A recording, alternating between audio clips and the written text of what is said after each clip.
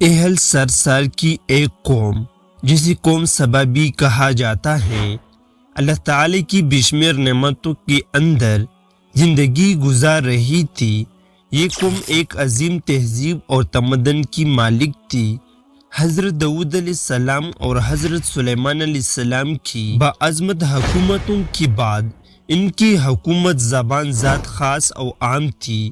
کہا جاتا ہے کہ یہ لوگ گندم کے مغاز سے آٹا پیس کر روٹیاں پکاتے تھے، لیکن اس قدر اسراف کرنے والے اور ناشکرے تھے کہ انہی روٹیوں کے ساتھ بچوں کا پخانہ صاف کرتے تھے۔ ان آلودہ روٹیوں کو اکٹھا کرنے سے ایک پہاڑ بن گیا تھا۔ ایک صالح شخص نے وہاں سے گزرتی ہوئی ایک عورت کو دیکھا جو روٹی کے ساتھ بچے کے پخانے کے مقام کو صاف کر رہی تھی۔ وہ شخص نے عورت سے کہا، تیری اوپر افسوس، خدا سے ڈر، کہیں ایسا نہ ہو کہ خدا تیری اوپر اپنا غضب ڈالے اور تجھ سے اپنی نعمت چھین لے۔ اس عورت نے جواب میں مذاق اڑایا اور مغروراً انداز میں کہا، جاؤ جاؤ، گویا کہ مجھے بھوک سے ڈرا رہے ہو۔ جب تک سرساری جاری ہے مجھے بھوک سے کسی قسم کا کوئی خوف نہیں ہے۔ کوئی زیادہ عرصہ نہیں گزرتا کہ اللہ تعالی نے ہوش بازوں اور اسرافکار لوگوں پر اپنا غضب ڈالا۔ پانی جو کہ زندگی کی بنیاد ہے ان لوگوں سے چھین لیا تھا۔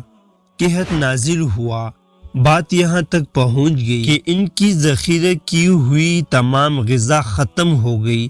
آخرکار وہ مجبور ہو گئے کہ انہیں آلودہ روٹیوں پر ٹوٹ پڑے جو ان لوگوں نے اکٹھا کر کے پہاڑ کے مانند ڈیر لگایا ہوا تھا، بلکہ وہاں سے روٹی لینے کے لیے صف لگتی تاکہ ہر کوئی وہاں سے اپنے حصے کی روٹی لے سکے۔ کفرن نعمت، قحط اور ان کی بد اخلاقی کے بارے میں متعدد روایات میں موجود ہے۔ سورۃ النحل کی آیات نمبر 112 اور 113 میں یوں ارشاد ہوتا ہے، اور اللہ تعالی نے اس قاریہ کی بھی مثال بیان کی ہے جو محفوظ اور مطمئن تھا۔ اس کا رزق ہر طرف سے باقاعدہ آ رہا تھا، لیکن اس قاریہ کے رہنے والوں نے اللہ تعالی کی نعمتوں کا انکار کیا تو خدا نے انہیں بھوک اور پیاس کا مزہ چکھایا، صرف ان کی ان عمل کی بنا پر کہ جو وہ انجام دے رہے تھے، اور یقیناً ان کے پاس رسول آیا تو انہوں نے اس کی تکذیب کر دی، تو پھر ان تک غضب آ پہنچا کہ یہ سب ظلم کرنے والے تھے۔ اسی قوم سبا کے بارے میں ایک اور واقعہ بیان ہوتا ہے کہ ان لوگوں نے اپنی زراعت کو بہتر طور پر کاشت کرنے کے لیے پانی ذخیرہ کرنے کی خاطر بلکہ دو پہاڑوں کے درمیان ایک بہت بڑا بند مغرب تعمیر کیا ہوا تھا۔ سوراخ اور دوسری پہاڑوں سے گزرا ہوا پانی اس بند میں آ کر وفر مقدار میں جمع ہو جاتا تھا۔ قوم سبا نے اس پانی سے صحیح طور پر استفادہ کرتی ہوئی وسیع ارض اور بہت سی خوبصورت باغات لگائے اور کھیتی باڑی کو رونق بخشی۔ ان باغات کی درختوں کی شاخیں اس قدر پھلوں سے بھری ہوئی ہوتی تھی کہ کہتے ہیں اگر کوئی شخص سر پر ٹوکری رکھ کر ان کی نیچے سے گزارتا تو پھل خود بخود ٹوکری میں گرنا شروع ہو جاتے اور قلیل مدت میں ٹوکری تازہ پھلوں سے بھر جاتی۔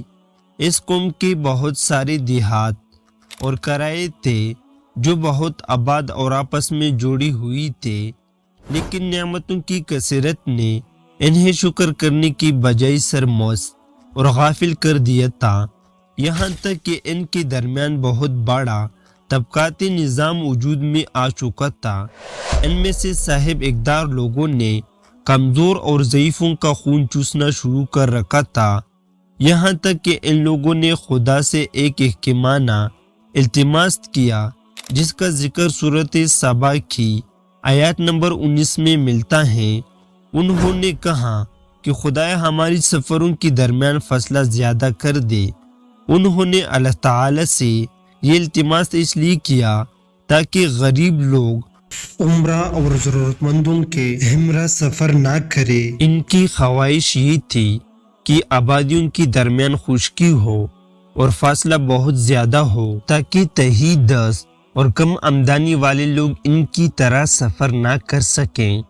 اللہ تعالیٰ نے ان مغرور پیٹ کی پجاریوں پر اپنا غضب نازل کیا۔ بعض تاریخ کے مطابق ان مغرور لوگوں کی آنکھوں سے دور صحرائی چوہوں نے مغرب نمائی بند کی دیواروں پر حملہ کر کے انہیں اندر سے کھوکھلا کر دیا۔ ادھر سے بارشیں زیادہ ہوئی جن کی وجہ سے سیلاب آ گیا اور اس بند میں پانی بہت زیادہ اکٹھا ہو گیا۔ اچانک بند کی دیواریں ٹوٹیں، اس سے ایک بہت بڑا سیلاب آیا جس میں تمام دیہات، آبادیاں، مال مویشی، باغات، کھیتیاں، ان کے محل اور گھر پانی میں غرق ہو کر نابود ہو گئے۔ ان کے باغات اور زراعت میں سے صرف کچھ پیلو اور بیر کے درخت اور کچھ جڑیاں بچی تھی۔ کچھ الہانی پرندے وہاں سے کوچ کر گئے تھے، جبکہ اولو اور کووں نے قوم سبا کی کنڈرات میں اپنے گھونسلے بنا لیے تھے۔ اس بات کا ذکر سورۃ سبا کی آیات نمبر 15 اور 16 میں ملتا ہے، اور آخر میں سورہ سبا کی آیات نمبر 17 میں قرآن کریم میں اس واقعے کا یوں نتیجہ نکلا ہے: یہ ہم نے ان کی ناشکری کی سزا دی ہے اور ہم ناشکروں کے علاوہ کسی کو سزا نہیں دیتے ہیں۔